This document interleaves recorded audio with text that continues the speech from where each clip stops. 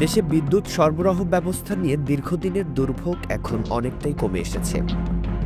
সাম্প্রতিক সপ্তাহগুলোতে রাজধানী সহ দেশের বিভিন্ন অঞ্চলে নিরবিচ্ছিন্ন বিদ্যুৎ সেবা মিলছে, যা অনেক নাগরিকের কাছে এক নতুন অভিজ্ঞতা।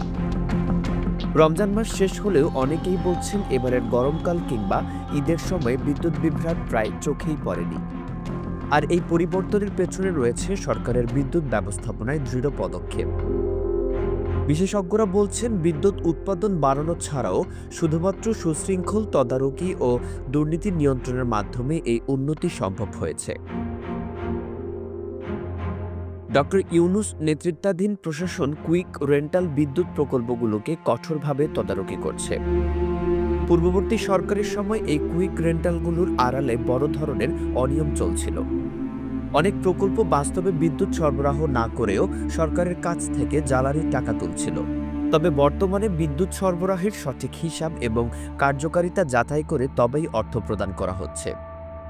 বিদ্যুৎ বিভাগের একজন ঊর্ধ্বতন কর্মকর্তা নাম প্রকাশ না করার শর্তে জানান, আগে একদিন ইঞ্জিন চালিয়ে 2 দিন বন্ধ রাখার পরও প্রকল্পগুলো টাকা তুলত।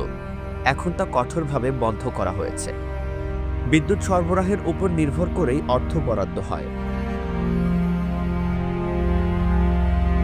এই পদক্ষেপের ফলে এখন দেশের বিদ্যুৎ সরবরাহ ব্যবস্থা অনেক বেশি স্থিতিশীল এবং নির্ভরযোগ্য।